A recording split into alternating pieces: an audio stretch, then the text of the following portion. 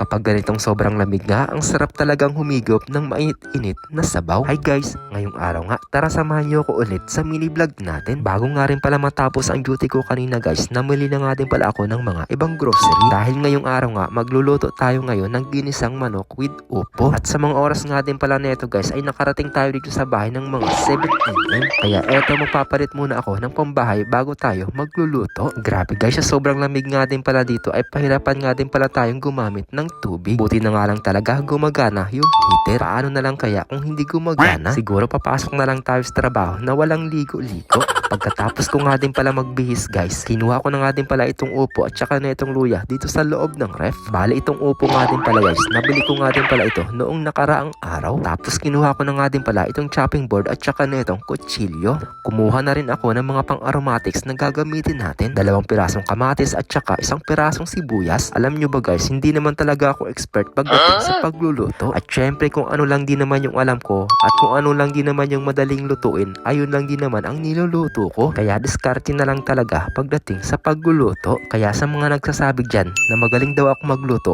wag nyo na akong bulahin. Kasi kapag may nababasa akong comments, ang galing mo naman magluto lods. Ayoko kasing lumaki ang ulo ko. Char. Sa totoo lang din naman talaga guys, madali lang din naman talagang magluto. Wala yun sa mga kompletong mga recados, kundi nasa templado mo yan kung paano mo papasarapin ang luto mo. At syempre samahan mo din yan ng pagmamahal at enjoy mo lang yung ginagawa mo. Ganun lang ang tips para maging masarap ang luto mo. Diba? Napaka basic lang. O siya, makahimay na nga lang din pala. Mahugasan na nga lang din pala itong karni ng manok. Nahiwa ko na nga din pala ito guys. Kaya hugasan na nga lang din pala natin ito ng mga 3 beses. Malaking lutuan na nga din pala yung gagamitin ko kasi dadamihan ko ng sabaw. Pero syempre magigisa muna tayo dito ng mga pangpa-aroma. Kaya naglagay nga lang din pala tayo dito ng kunting mantika. Bali sa paggisa nga din pala guys, uunahin ko na nga din palang gisahin itong luya. Mekos-mekos lang natin, tapos isunod na rin natin dito ang sibuyas. Tapos isunod na rin natin dito ang bawang pangpataboy sa aswang. Kapag medyo lumabas na nga din pala yung aromatics niya, isusunod na nga din pala natin dito yung karne ng manok. Ayan, ibuhusan natin dito, tapos mekos-mekos lang natin ng bahagya. Maglagay na rin tayo dito ng 1,000 pieces na black pepper powder, ay talagang binilang.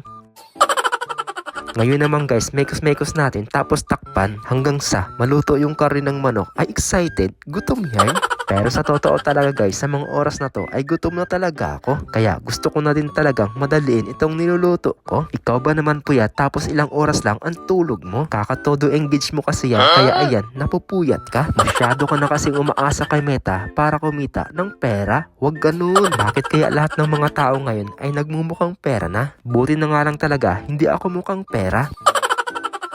Uy, magbago na kayong lahat at iwan nyo na yan sa year 2025. Huwag nyo nang isama sa year 2026. O siya, napahaba na naman itong kwentuhan natin. Kaya tikman muna natin itong niluto natin kung tama lang ba ang lasa. Kasi kapag hindi masarap yan, yung panlasa mo na ang may problema dyan. Pero syempre dahil ako ang nagluto, masarap yan. Kahit kailan hindi pa ako nagluto na hindi masarap.